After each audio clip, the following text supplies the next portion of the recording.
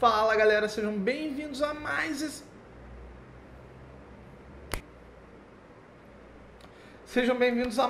vídeo aqui da nossa sequência sobre lógica de programação. Nesse vídeo a gente vai ver sobre operadores. Operadores lógicos, operadores aritméticos, todos os tipos de operadores, ok? Então vamos dar sequência lá no computador. Então abre aí a página no rep.it, ok? E vamos abrir aqui um JavaScript, tá? A gente vai prosseguir o curso com JavaScript. Então a primeira coisa, a gente já viu na última aula como trabalhar com variáveis, a gente vai utilizar bastante isso aqui. E vamos criar aqui então uma variável A. Aqui do lado esquerdo, A igual a 10, B igual a 20, tá? A recebe 10, B recebe 20. Igual não, recebe, como eu falei na última aula. Ok, vamos agora então falar que C recebe A mais B. O que a gente está fazendo aqui? A gente está pegando A e somando com B. Esse é o primeiro operador aritmético que a gente vai ver, o operador de adição. Então a gente quer somar A com B. E agora, como a gente viu na última aula, a gente vai imprimir isso na tela com console.log. E aqui eu vou simplesmente passar o valor da variável, ok? C. E quando eu rodo, tem lá 30. A mais B, 10 mais 20, igual a 30, ok? Então a gente viu aqui o nosso primeiro operador. Mas, se eu quiser diminuir, menos. E aí vai dar menos 10, ok? Se eu modificar aqui o valor para 60, por exemplo, 60 menos 20, 40. Ok, funcionando perfeitamente. Próximo operador, multiplicação. Quando eu quero multiplicar um valor por outro, eu utilizo asterisco, ok? E aí a gente vai ter 20 vezes 60 igual a 1.200. Lembrando que eu estou utilizando aqui duas variáveis, mas podia simplesmente ser um número aqui direto. E aí eu teria 60, que é o valor da variável A, vezes 3, ou seja, daria 180. Exatamente, ok? Se eu quiser dividir, eu uso a barra. A barra é o símbolo para o operador de divisão, ok? Então vamos seguir aqui, ó. 60 dividido por 3, 20. Perfeitamente. Então aqui a gente já viu os principais operadores aritméticos, mas tem mais alguns. Por exemplo, existe o operador de módulo. O que é o operador de módulo? Quando a gente faz alguma divisão de um inteiro por outro, pode ser que tenha algum resto. Por exemplo, se eu pego 10 e divido por 3, o que vai dar? 10 dividido por 3 dá 3, só que sobra 1, certo? Então, quando a gente quer saber qual que é esse resto, o quanto sobrou de uma divisão, a gente utiliza, mudei aqui o A para 10, tá? A gente utiliza, em vez do dividir aqui, por cento. E aí lá no nosso resultado, a gente vai ter o resto daquela divisão. Por exemplo, 14 dividido por 3 vai dar resto 2. Resto 2, ok? 10, ou 14 mesmo, dividido por 4 também vai dar resto 2. 15 dividido por 4 vai dar resto 3. Né? Utilizando o operador aritmético de módulo. Beleza, qual que é a próxima coisa que a gente pode ver aqui? A gente pode ver o operador de incrementação, ou seja, a gente quer incrementar um número de uma unidade, digamos assim. Então, por exemplo, A, se eu quiser incrementar, eu quero saber qual que é o próximo, qual que é o sucessor de A, eu utilizo mais, ok? E aí depois eu vou mandar imprimir o A lá, e o A vai passar a ser 16, ok? O que isso aqui está fazendo na prática? Ele está falando que A vai receber o valor que A tinha, né, que era 15, mais 1, ok? E aí é a mesma coisa, exatamente a mesma coisa. Eu posso também diminuir, por exemplo, colocando aqui B menos menos. E aí eu vou imprimir agora B, vou imprimir A, não, vou imprimir B. Eu vou imprimir aqui B, e aí eu tenho 19, ou seja, 20 menos 1. E o que ele está fazendo? A mesma coisa que isso aqui, ó. B menos 1, ok? B antes era 20, vai passar a ser 19. Se eu fizer isso aqui várias vezes, ó, B menos menos, depois B menos menos, depois B menos menos, eu vou ter, nesse momento, B era 20, vai passar a ser 19, depois vai passar a ser 18, depois 17. No final vai imprimir 17. Vamos rodar para ver? 17. Perfeitamente, ok? Próximo operador é o exponencial. Por exemplo, se eu quero que... deixa eu ver. A vai receber... Deixa eu mudar os valores aqui, tá? A vai ser igual a 3, ok? E B vai ser igual a nada, por enquanto. Vamos lá. B vai receber A ao quadrado. Aí eu utilizo 2 vezes asterisco. Então, o resultado tem que ser 9, ok? A ao quadrado vai ser 3 vezes 3. Caso aqui, imprimir B, blá, blá. Tudo certo. Tá dando aqui um warning, mas ele tá falando, está funcionando tudo direitinho. Então, asterisco, asterisco é o operador para potência. Ou seja, se eu quiser aqui 3 ao cubo, que seria 3 vezes 3 vezes 3, ou seja, 27, eu faço assim, ok?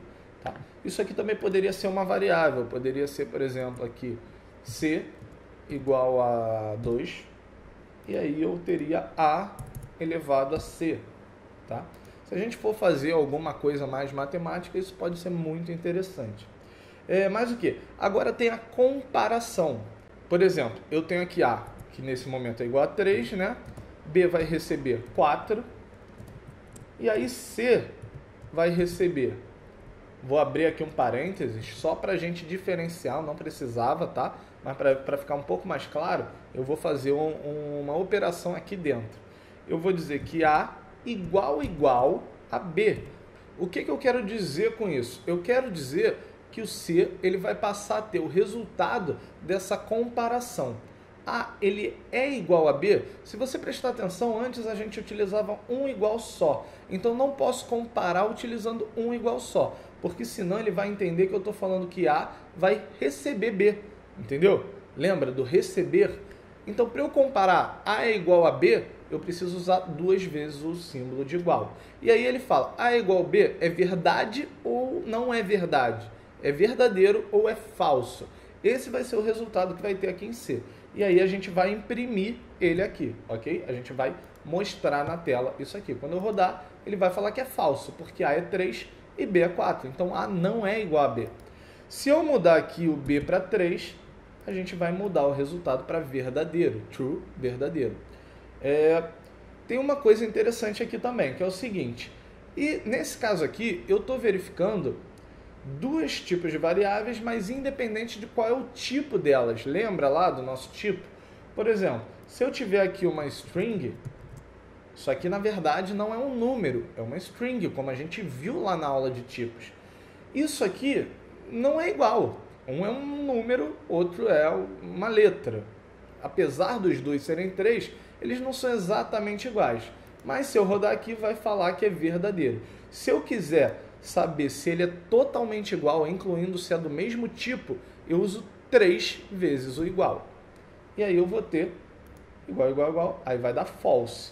Se os dois forem exatamente igual, ou seja, assim, vai dar verdadeiro, ok?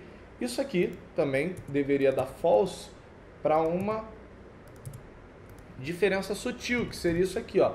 3.0 é igual a 3? Bem, matematicamente é, só que não é exatamente igual, são tipos diferentes. Se a gente roda com igual, igual, igual, dá verdadeiro. Por que dá verdadeiro? Porque no JavaScript, números são um tipo, independente se é ponto flutuante ou não. Se fosse uma outra linguagem que separa ponto flutuante de inteiro, por exemplo, isso aqui daria falso. Próximo operador comparativo é o negação. Por exemplo, quando a gente tem uma exclamação assim, normalmente a gente está negando alguma coisa, ok? Então, o que eu quero ver aqui? Como é que eu vou ler isso aqui? A é diferente de B? Se A for diferente de B, então vai ser uma verdade, entendeu? Se A for igual a B, não. A é igual, então não é diferente. Parece complicado, mas vamos ver aqui, ó. 3 e 3. A é igual a B. Então, quando eu perguntar A é diferente de B, o que essa resposta vai me dar aqui? Não, falso. E aí quando eu rodo aqui, ó, vai estar aqui falso, certo? Se eu mudo, a gente vai ter verdadeiro, beleza? O que na prática acaba sendo aqui essa negação? Ela é o contrário do igual. Então, sempre que o igual desce para a gente um resultado verdadeiro, quando a gente tem a exclamação, a gente vai ter o inverso daquele resultado normal. Então, por exemplo, isso aqui também serviria para aquele caso do igual, igual, igual, dos 3 vezes igual. Só que aí a gente usa exclamação igual, igual. Simplesmente isso aqui é a negação do igual, igual, igual. Então, nesse caso aqui, ó, 3 e 3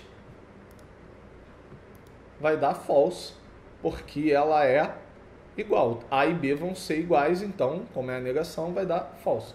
Nesse caso aqui, vai dar verdadeiro, porque são tipos diferentes. Então, como o nosso igual, igual, igual daria false, o exclamação igual, igual vai dar verdadeiro. Depois posso montar uma tabelinha verdade para vocês, para isso aqui não ficar tão complicado. Vamos ver mais o que tem. Mais o que tem é o seguinte. Por exemplo, vou pegar aqui 3 e 4, ok? A gente já viu igual, já viu negação, agora a gente vai ver maior que.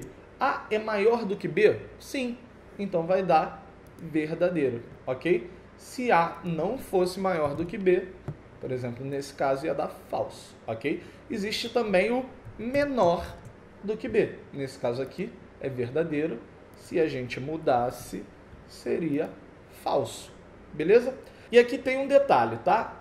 Por exemplo, se eu tivesse A igual a 3 e B igual a 3, A é menor do que B? Não. A é igual a B. Então, se eu rodo isso aqui, vai dar falso. Então eu vou mudar isso aqui para maior que e vai dar verdadeiro. Não, é falso também, porque igual não é maior nem é menor. Então, se eu quiser alguma coisa que seja maior ou igual, eu vou usar o maior igual aqui. E aí sim, vai ser verdadeiro, tá? E aí sempre que A for maior ou igual, vai ser verdadeiro, mas se o A for menor, vai ser falso. Isso aqui é a mesma coisa para menor que. Beleza? Então esses foram os operadores de comparação. Ainda tem os operadores lógicos. O que são os operadores lógicos? Bem, a gente tem 2 operadores lógicos, o e e o ou. O que isso quer dizer? Assim como esse de comparação, o resultado também vai ser verdadeiro ou falso, mas vai depender da combinação de 2 tipos booleanos, de 2 verdadeiros ou falsos. Vamos fazer aqui para mostrar melhor. Ó, A é igual a verdade, verdadeiro. B é igual a verdadeiro, true. E aí eu quero saber se A é verdadeiro e B é verdadeiro também. Para isso eu vou usar A, e aí eu uso aqui, ó, 2 vezes o E comercial B. Então, se A for verdadeiro e B for verdadeiro, C vai ser verdadeiro, ok? Se um dos 2 for falso, aí não é A e B que está verdadeiro, é só A ou só B. Nesse caso aqui vai dar falso, C vai passar a ser falso. Por quê? Para o C ser verdadeiro, A tem que ser verdadeiro e B também tem que ser verdadeiro, ok? É assim que funciona o E. Então poderia ser o contrário aqui, ó. Se os 2 forem falso, também é falso, tá? Os 2 teriam que ser verdadeiros para o C ser verdadeiro. É a única opção para o C ser verdadeiro. Tem o ou também. O que é o ou? O ou, diferentemente do E, basta que um dos 2 seja verdadeiro. Então aqui, ó, A é falso, mas B é verdadeiro. Então o C vai ser A ou B. Então ele vai ser verdadeiro, porque tem um verdadeiro, ok? Poderia ser o contrário aqui também. E aí, também seria verdadeiro. E poderiam ser os 2 verdadeiros também, que não teria problema. Ele seria verdadeiro também. Se os 2 fossem falsos, essa seria a única opção para o C ser falso. Aí seria falso. Por quê? Porque A é verdadeiro ou B é verdadeiro? Não, A é falso e B é falso. Então, os 2 sendo falsos, nenhum dos 2, nenhum nem o outro sendo verdadeiro, C vai ser falso também, ok? Para algumas pessoas isso aqui vai ser muito simples, outras pessoas podem ter alguma pequena dificuldade nesse momento. Se for o seu caso, não se preocupe, isso é super normal, ok? Conforme a gente for utilizando isso vai ficar muito mais claro. Essa aula aqui era basicamente para te mostrar esses operadores E a gente ainda não aplicou muito, né? Mas durante as próximas aulas, quando a gente estiver criando algoritmos, você vai ver a importância de você ter visto isso aqui, né? E pelo menos saber que isso daqui existe. E aí sim a gente vai aprender a utilizar e aplicar isso aqui na prática. Beleza? Então até a próxima aula e valeu!